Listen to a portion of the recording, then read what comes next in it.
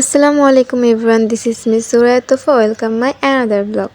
অনেকদিন পর ছোট একটা ব্লগ নিয়ে চলে আসলাম। আর আজকের ব্লগে কী করব, কী করলাম সব কিছু আপনার সাথে শেয়ার করব।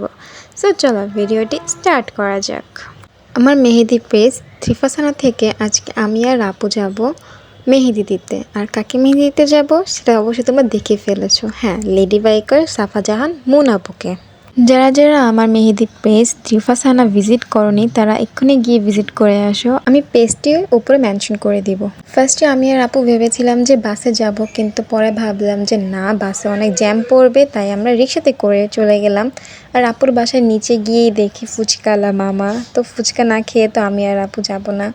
তো আমি আর আপু ফুচকা খেয়ে নিলাম। ফুচকাটা কিন্তু অনেক মজার ছিল। আর ফুচকা খাওয়া শেষে আমরা চলে যাই আপুর বাসায়। আর এই তো আপুর কিছু ক্লিপ নিয়ে নিচ্ছিলাম আমরা মেহেদির জন্য।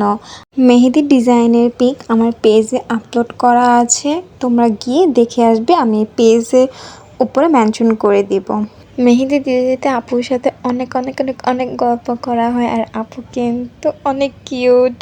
গল্প করতে করতে এক হাতের মেহেদি দেওয়া শেষ অ্যান্ড পরের হাতে মেহেদি দিচ্ছিলাম।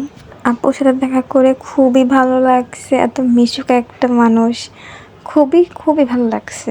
আর মেহেদি দেওয়া শেষে কিছু সিনেম্যাটিক ভিডিও করে নিতেছিলাম যাতে আমি পেজে আপলোড করতে পারি। আর তোমরা কেউ যদি মেহেদি দিতে চাও তাহলে আমার পেজ থ্রিফাসানাকে নক করতে পারো।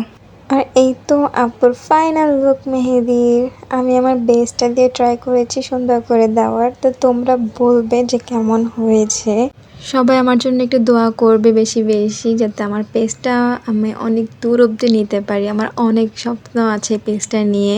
তো সবার দোয়া আর ভালোবাসা চাই আমি। আর আজকের ব্লগটা আমি বেশি বাড়াবো না, এখানেই শেষ করব। সবাই ভালো থাকবেন, সুস্থ থাকবেন আর আমাদের জন্য বেশি বেশি দোয়া করবেন। আল্লাহ হাফেজ।